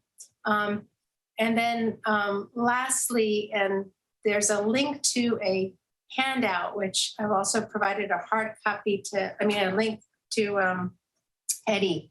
And it's produced by the National Parks Association. And it provides kind of a little rundown of what are the reasons why it's a good idea and to do this type of messaging or to look at your facilities and to figure out if there are ways that you can sort of do things that have already been modeled in other communities. And so I don't know if it's possible, Eddie, to click to that, but if not, I know there's a a link, it'll be sent to you and you'll see there's ideas of how to do a much more welcoming approach when you're taking a look at any park space or any service, customer service, if you will. So I just wanted to throw that out there as a possible resource and wanted just to open the dialogue, not now maybe because it's the end of your long meeting, but really open the dialogue with you for, we're happy Coast Pride to be a resource to you, to think through any of this and to think about whether, as you're building out parks and you're doing all these exciting things, we can think about the categories of best practices that the National Parks Association has presented in this little link. So with that, I just wanted to invite you to come to Coast Pride Center on Main Street at 711 Main Street, and to thank you for your time and for inviting me. And if you have any questions, happy to answer them. All right. Well, thank you so much, Jenny, for coming. Great presentation, and we need you. I'd We love need to have you on- That's how partnerships work. Yeah, we need you. And, you know, Maria, if you're still there, go after Jenny to be a board member for Friends of Parks and Rec, for God's sake. Okay. So the thing is that I think it's tremendous. You have really you've done so many wonderful things, and the coast side just so much more aware of the LGBTQ community, which is, to me, frankly, the most important step, which is just the awareness that this is part of our community. And so that anytime you're here, there, doing whatever, I don't know, were you in the parade at all? Did I see you guys in the parade, the last parade we had? Yes, yeah, I wasn't personally, but other board members were and other volunteers were. Exactly. A wonderful thing. So that kind of thing, you know, anytime you have that in the parades and you know, the community is all there and sees who is part of our community, is part of who goes through our parades. So that was terrific. I don't know, you know, we canceled our Summer's End concert, but that would be a great opportunity potentially for your organization to have a booth at our Summer's End concert. That would be wonderful. So, you know, that whole thing of just that presence is to me is the biggest part of being able to really be part of, included in the community. And that's a big thing. So I love the presentation, and you're doing great, obviously doing great work. So anyone else, commissioners? No, thank you. All right. Well, thank you so much. Ideas, it's really helpful. Oh, yeah. During Jenny's presentation, she mentioned the SOGI training, and SOGI is an acronym. It stands for Sexual Orientation and Gender Identity Expression. Mm-hmm. It's a training that I think is really everybody. It should just be like a human requirement to take this training. I did it. I don't remember when we did it last spring. Yeah, over a year ago. Yeah. Yeah. You know, as a person that works in this career, you know, today is my 18th anniversary of public service as my career. It's a big Happy day anniversary. for me. Thank you. Doing this work as a parent and as a community member, this training was so educational, so eye-opening. It's a little bit humbling. You realize how ignorant you are on certain things, and you know, things you've probably done that were offensive or at least dismissive of other people. It's an emotional experience. It was for me, at least, going through it.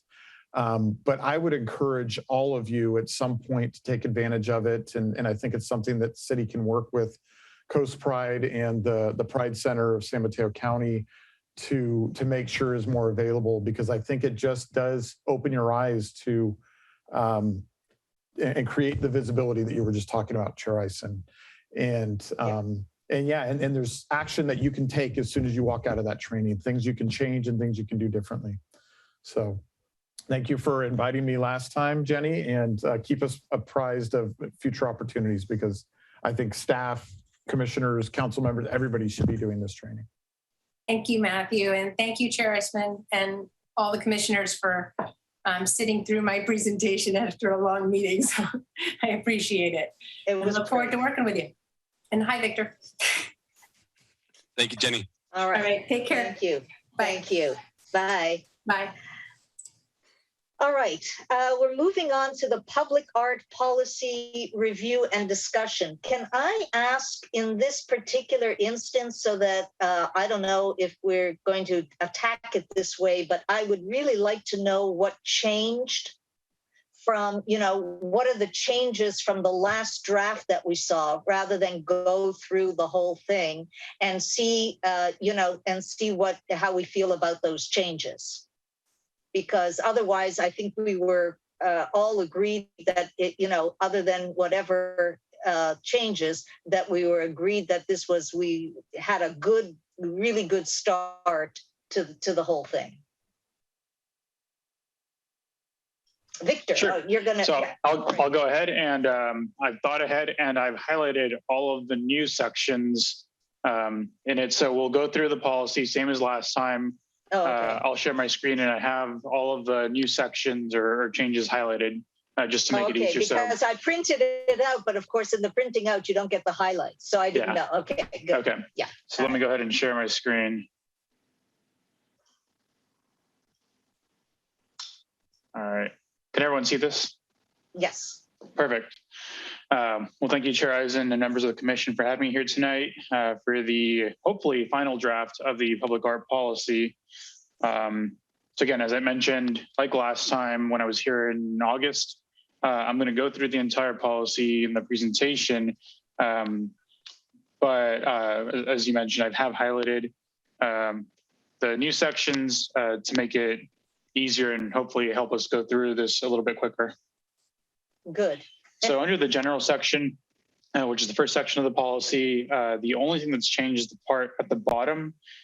We've added in a section called master plan, which just states that this policy is subject to updates and edits as we hopefully work on implementing a public art master plan in the city. So that's the only change there. Moving on the administration section, there's a rather large section that's been added to the bottom after consulting with our community development department. It was brought up that certain projects might need a little bit more feedback, specifically projects that might require a coastal development permit, might need review from the planning commission or from the city council before making final determinations on any installations. Or also some might require feedback from the architectural advisory committee or other oversight bodies before coming before the Parks and Recreation Commission. So that's the only thing that's been added there. And I have to imagine that there might be few instances where this applies. For the most part, most projects are probably going to go through the normal process of going through the Parks and Recreation Commission and then on recommendation to council. But we just wanted to make sure to cover those bases. Yeah. The next section would have been the public art fund, just for flow of the policy that has been moved down to the bottom. So I'll address those changes when we get down there. So now the next section in this version of the policy is the artist selection for commissioned art. And here was just a little bit of change in the wording. I believe the old or the original draft had language that said an artist must be recognized by their peers. In order to be a bit more flexible, especially in instances where we might come across, say, a local artist who might not have a lot of professional experience and might not have that recognition from peers and so on, but might be someone that we might want to consider for a commission. We wanted to leave that open to the commission, right, to make that decision. So we just put that flexible language in there. That's the only change there. Everything else has stayed the same. And no changes here, except I think I might have missed a highlight here, but again, similar language changes, and artists ideally would ideally, instead I think had must, artist shall have the experience. So just similar changes throughout. Right. That's good. And the next section was called gifted or donated artwork. After doing some more research into policies from other jurisdictions, it was brought to our attention and that it might be a good idea to put in the option for loaned artwork, especially if it's a piece of artwork that the city might not necessarily want to have as a permanent installation, or to keep art fresh, I guess you could say, rotating. We wanted to put in the option for loaned artwork. And so now it's loaned or donated artwork. And so that language has just changed throughout this section. Instead of gifted, now it says loaned or donated. Those are the only changes there. The one thing I will mention, going back to the last section for commissioned artwork that I didn't address, is it was recommended that we add in this same process of going through the application, letter of interest, the presentation to the Parks and Recreation Commission, and the review and recommendation to the City Council. So all of those sections apply for any commissioned artwork where we're looking for an artist for a piece of artwork. So you might have noticed that in the policy that was sent to you. No changes here except for, again, changing the language from gifted to loaned or donated, and same here. And same here. No changes to site selection. This is the same as it was last time. Good. This isn't highlighted, but this is the only section that is completely new. And if you'll remember at the last meeting, we had this as TBD because we need to discuss a bit more internally. And so this is one where I guess we can go through a bit more. So the gist of installation and maintenance is that any artwork that is commissioned, gifted, or donated and accepted by the City Council then becomes city property unless it is loaned, of course, or otherwise stated in an agreement for a gifted piece of artwork. And something that we put in here is that installation will be the responsibility of the artist, artwork sponsor, organization, or donor. And then there's just, more stipulations about the installation, liability insurance, stuff like that. And for maintenance, the city will be in charge of maintenance if it is a piece of artwork that is owned by the city and sited on city property. But the one thing that we put in here is that it will be the responsibility of an artist or donor or a leaser to provide the city with detailed maintenance instructions. That was something that our maintenance department, our public department did mention. They wouldn't want to damage a piece of artwork by, say, spraying Windex or 409 on it to clean it when all of a sudden that's going to melt the paint off. So we definitely want those instructions because a donor or artist would be the best person to know what maintenance requirements should be. Yeah, very good. Here in Public Art Fund, no changes here. Again, we just moved it from the top down to the bottom for the flow of the policy. Same thing here with allowable expenses and for expenses that are not allowed from the Public Art Fund.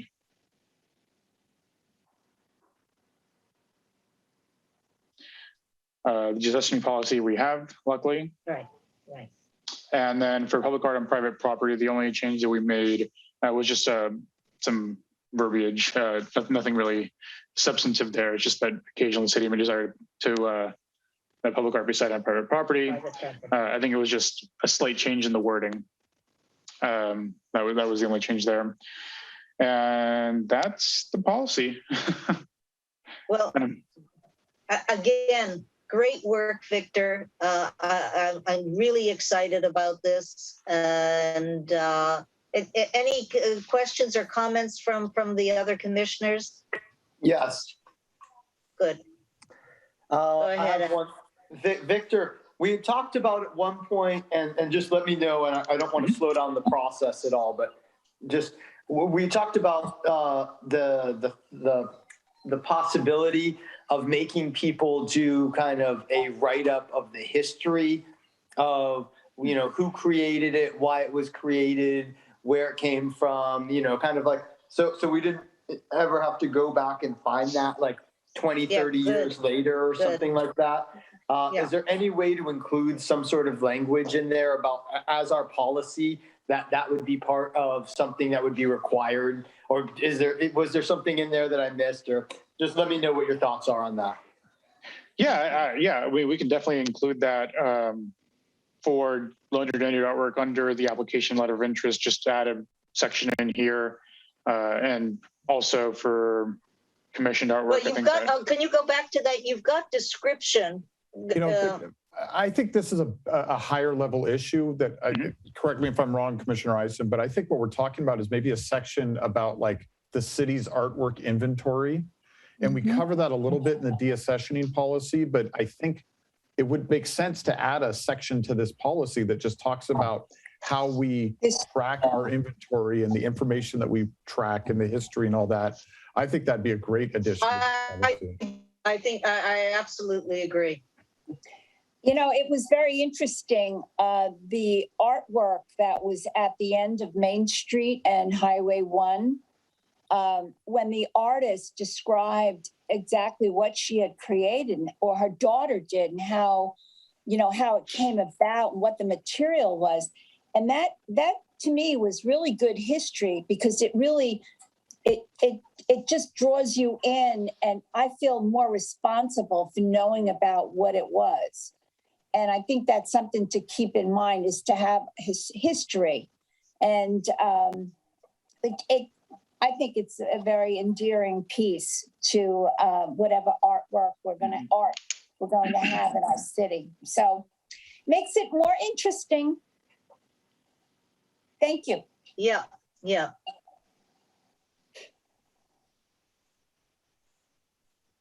Any other comments, questions? Oh, very good job, Victor. Thank you. So next steps after this meeting, then the plan is to present this to City Council, hopefully at the first meeting in December, but before the end of this year. Perfect. Yeah. Great. Absolutely great. Very exciting. Very exciting that we're finally at this stage of the process, and great work. Thank you so much, Victor. Anyone else? Really, I'm very excited about that. All right. Thank you all. All right. Thanks, Victor. Thank you. All right. Thanks, Victor. Great job. Okay. Last item. Finally, we are at camera usage policy update. All right. That's right. Okay. Well, so we kind of initially started talking about the development of this policy probably about 4 or 5 months ago. Matthew and I, over the last few years, we've had a lot of reports of just issues occurring at the skate park here next to the community center. Reports from the school district, things that they'd heard that were going on over here, and then he and I had also seen some things firsthand that you don't want to see at a skate park. You don't want the kids to be involved in and doing. And so we started the conversation about what do we need to do to install cameras over there. So he and I met several times with our administrative services department and our human resources department, and started building this policy. And the more we got into it and started creating this, we decided that this policy, a citywide policy, is something that we not only want to use for the skate park, but we want to leave it open so that we can use this policy to put in cameras in other facilities and properties that we deem, might be necessary or needed to do. So this will be quick. We just want to show you guys this policy that we've come up with here and just go over some of the highlights of it. Can everyone see my screen? Yeah. Okay, great. Eddie, can you zoom in at the bottom right there and just get it to a single page? Yep.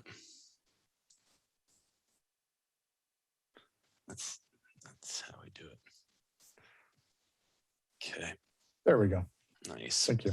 Okay, and so obviously it's short enough of a policy we can just read through it, but I did want to highlight some of the more important segments of the paragraphs. But we can start with the introduction and purpose. The city recognizes the importance of protecting our properties, our facilities, and equipment from vandalism and theft. The purpose of this policy is to ensure proper and safe and secure use of security cameras installed on city-owned and operated facilities. Again, started the conversation because of issues at the skate park. This policy, the security camera installation and use is governed by the following provisions, which applies to all security camera use on city-owned or operated properties. Security cameras under this policy are approved for external and public-facing use, where there's deemed a risk to property or facilities and equipment, employees, or the public, and where use of such cameras may mitigate that perceived risk. So that's our, explanation for the creation of this policy. Some of the general provisions here, signage, that's a big deal when you're installing cameras for uses such as this, that folks understand and they're aware and they know that they are on camera.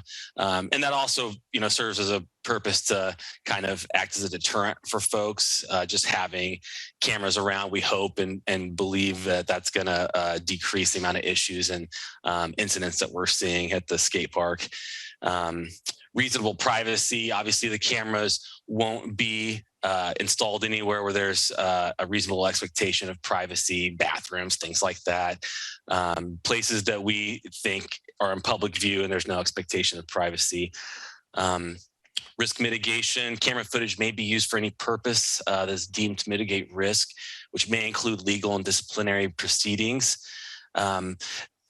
While we're about 95% done with this policy right now, where we are in the process is our administrative services department is now running this policy by our represented groups, our local 39 and represented management. Just make sure there's no violation or conflict with our respective MOUs. Disclosure, all recorded video images gathered by the security cameras are for the official use of the city. Designated human resources, information technology, and risk management staff may periodically review live or recorded video images. Again, this isn't something that will be done regularly. We're not going to have someone posted in front of a screen watching this, but it's just going to offer a record of what's happened in the occurrence that someone comes to us with a complaint or report of an issue. The retention of the footage, what we've seen is the government code 34090.6 requires us to retain this footage for a year. And we have researched some of the hardware that we're going to be using and planning to install. And it does have those capabilities, which is great. Compliance with applicable laws. The city will comply with all applicable laws and regulation regarding the use of security cameras and related systems. Public records, we're approaching this the same as a request for any public record. If someone wants to request footage, they would do the same way they do with any city public record. And amendments to policy may be amended and revised from time to time as needed. Again, we left this policy. We didn't want to be specific and say this is for the skate park because we want to leave that open. So we are free and able to put it in other facilities as we deem necessary. So once our administrative services department comes back from those represented groups with the approval, then the last step is to have the city manager, Bob Nisbet, sign off on it, and we can begin installing some security cameras here at the skate park and decreasing those issues. I do want to quickly share just a couple of points on this. This is actually an administrative policy, which is a staff level policy. This will not go to the city council for approval. But because it affects one of our recreation facilities, that's why we thought it would be important to share it here, share it publicly, and we'll definitely do some outreach before we actually install the cameras at the skate park. One is, once people know those cameras are up, that is a huge deterrent to bad behavior. So it makes sense to promote it. But also, there's kids that use the community center and the skate park, and we just want to make sure we're really transparent with the community that we're doing this and why. And so between the signage and that outreach, that'll all happen first, and then the cameras will go up. And as Eddie said, we hope it eliminates the issues we've had, and we never have to look at the footage. Yes, great. I like the policy. Is there any, just based on previous like ridiculousness of being on city council before, is there any possibility of rolling something like this out with more of a, instead of kind of like, here's what we plan to do, but maybe like, here's an option for the community, or here's what we're planning as a possibility, or something like that, as opposed to like, we're going to do that, you know, because you never know what type of random people with their ideas and the video monitoring and, you know, ICE and this and that, and how stuff can be used. And I mean, it goes on and on, the different Well, it possibilities. really should be addressed as a safety issue for the safety of the community. No, of course.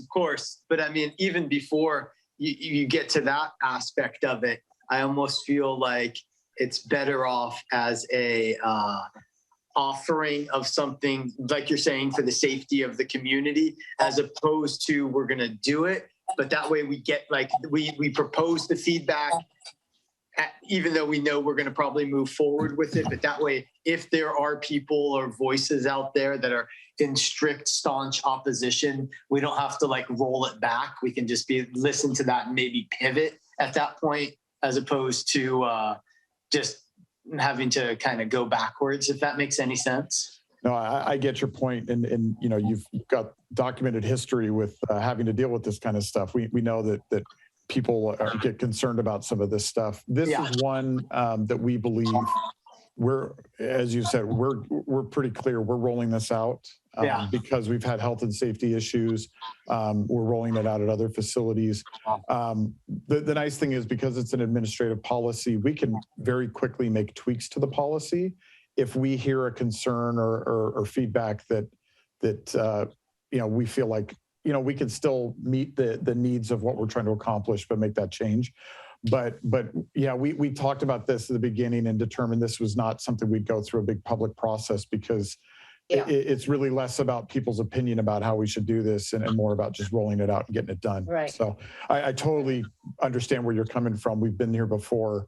But because this is on our facility, the key to that is people have the choice. If people don't like the fact that we're using cameras, they'll obviously share their feedback, but ultimately it's their choice to use the facility or not. So. Yeah. All right. Good. I like it. I'm in. All right. It looks good, Eddie. Thank you so much. Thank you. That's great. Yeah. Report outs. I do have a couple future items I wanted to share for our next meeting. Oh, I'm sorry.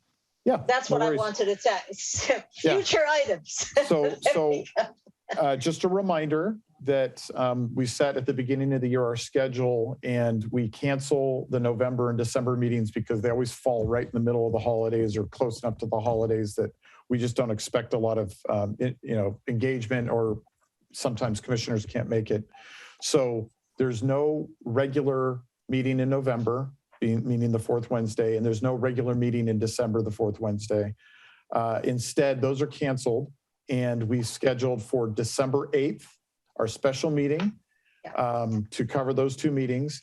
And we have two, I think, hefty items. And so I don't think, unless there's some emergency that comes up, I don't think we're going to add anything else to it. The two main items will be, first and foremost, the Magnolia Park study session, where we're going to get an update on the drawings and really dig in. And we'll do a lot of outreach. We want to have a lot of community members here. So we'll provide some materials for you all to share with your networks. And we want to have a good crowd. We want a lot of public engagement on this one.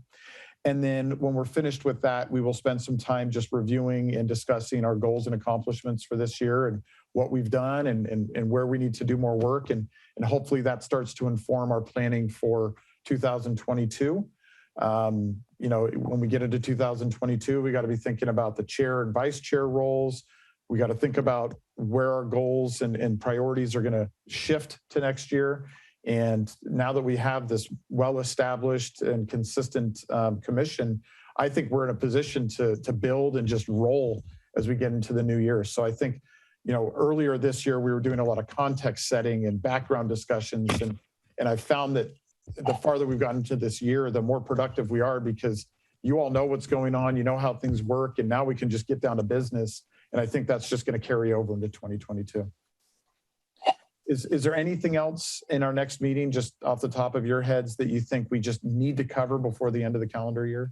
Okay, well, one of the things I just want to be clear that we are essentially finalized with the art policy. That are we going to vote on that tonight? That we're approving where we're at with that, so that you can take it to the city council. Yeah, we should have done that before that item ended. I got an email that I had to respond to. I wasn't following that item closely. Thank you, Madam Chair. I think let's do that. If you want to make a motion, and again, it's approving with the changes we discussed per Commissioner Eisen's recommendation, moving this forward with your full support when we go to council in December. Okay, so do I hear a motion? I make a motion that we approve the art policy program that was presented as is. But to include the, but also to include, we want to say to include the suggestion by Commissioner Adam Eisen for the history of the art piece. Yes, include that, yes. Yeah. Okay, I second. Oh, I second that. So all those in favor? Aye. Aye. Okay, good. All right. So that approval of the art policy draft, that's been approved, and we are looking for that to be presented to City Council. And we're targeting December 7th for that. Excellent. And I just want to have to die. It's my first time. I want to be thorough.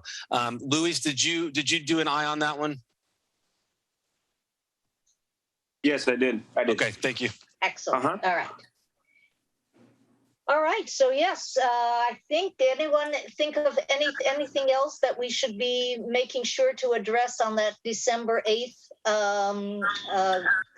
Parks and Rec Commission meeting?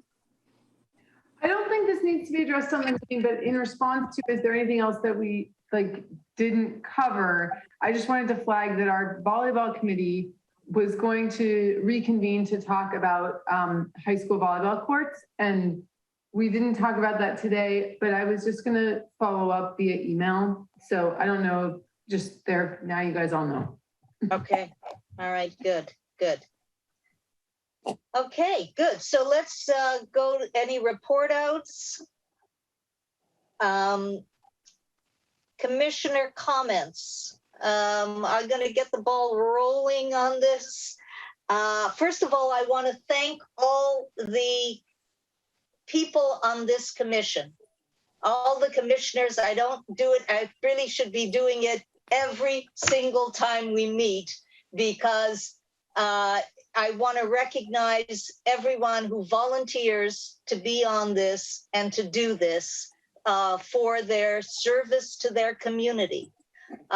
Really, it's just so appreciated. And I think the staff hopefully appreciates our input and the work that we do as well as, of course, we appreciate the staff who are the worker bees who make these things happen. So, what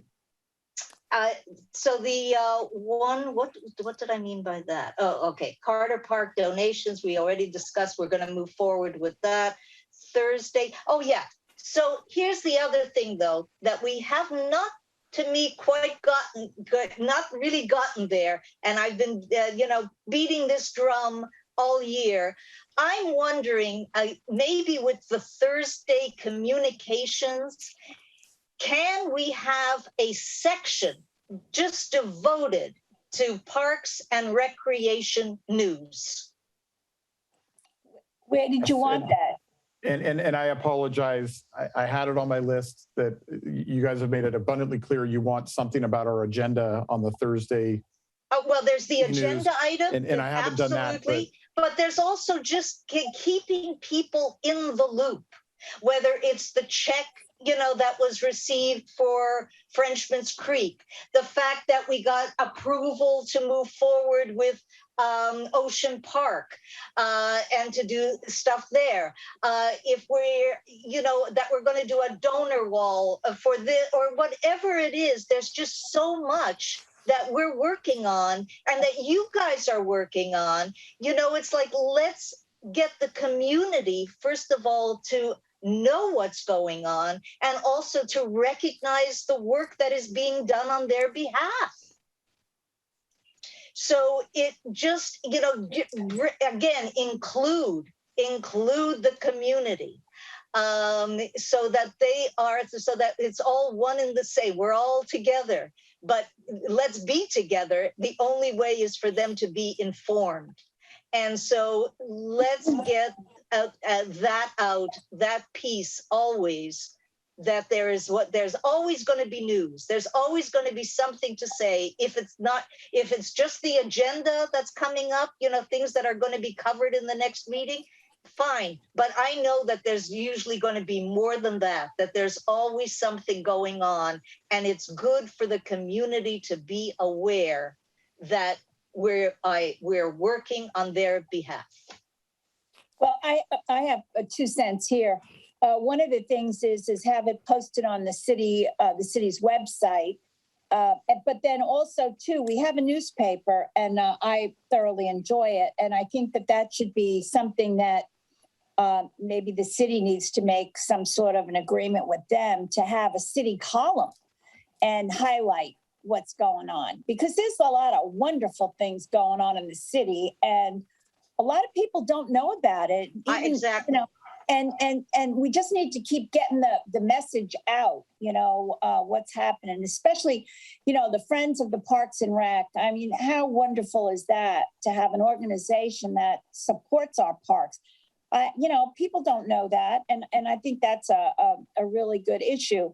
And, when I saw the flag going up at City Hall, I was very, very touched by that. Because it's taken a lot of work to get to that point. And I think people need to know, why we do certain things. And, because I'm really proud of this city. It's pretty amazing. And I'm very grateful to be, at least live here and having a bit of a part in Parks and Rec. So anything we can get, some Attagirl stuff out there in the news is real important. So anyway, maybe it's something we need to look at. Yeah.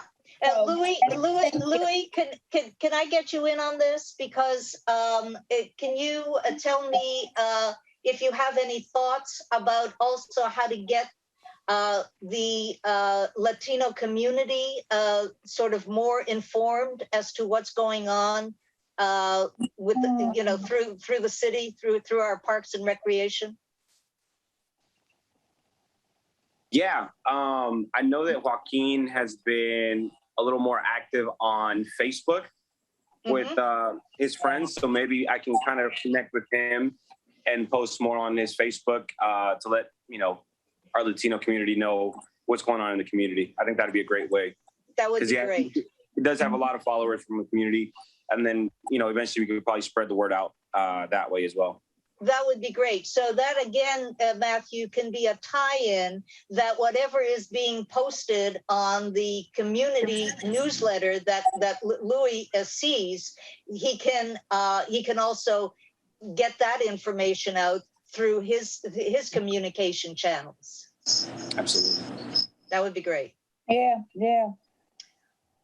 Okay. Any last thoughts? Any last things before we adjourn? All right. Thank you. Thank you, everybody, once again. Yeah, I just want to say one thing. Yes. I apologize for being late. I didn't know what was going on with the link. I was kind of tripping out, but I'm glad I was able to get on. Thank you, guys. Believe me, so was I. Okay, I know. Let me do one more apology. Again, this was my fault. I did have some news. I wasn't able to get to it today because I was so in the weeds, and I'm sure you all knew it. But now that I'm running the webinars, which I did a bang-up job today, I'm able to, and as the administrator for our city's Facebook page, the Recreation Department, we can start live streaming our meetings from our Facebook page. Again, I couldn't do it today. I had too much going on, but we'll definitely do it at our next meeting, have it live streamed on our Facebook from here on out. So good news. You know, the other thing, Fantastic. Eddie, is next door. Next door would be someplace to post information. Yeah, and what I can do is I can post the link for the Facebook page on Nextdoor. Exactly. Yep. Yeah, the thing about it, Facebook is getting really it's a toilet. It's, you know, I kind of avoid it. Have you been on Nextdoor? I don't know if Nextdoor is. Nextdoor it's a latrine. Nextdoor isn't as bad. I mean, it's not as bad. We still have the same people saying a lot of the same stuff. Yeah. But I don't know. Facebook, who knows? That's another one. You know, they're responsible for Well, some. the good thing about toilets and latrines is everybody uses them. Exactly. That's right. That's right. So, Well, on that note, well thank said. you. I do want to say thank you to Eddie. Yes, it was a rough night, but it always Eddie is the first time darn people do this. And Eddie is the ultimate team player. When Jonathan said, I'm leaving and I can't do this anymore, I'm Eddie so stepped upset right with Jonathan, but that's Oh. another story. So thank you, Eddie. No problem. No, Eddie, you did a bang up job. All right. Thank you, Pat. All right. Thank you, everyone. Everybody. We'll see you next time. Good night, everyone. Great. Good night, Matt.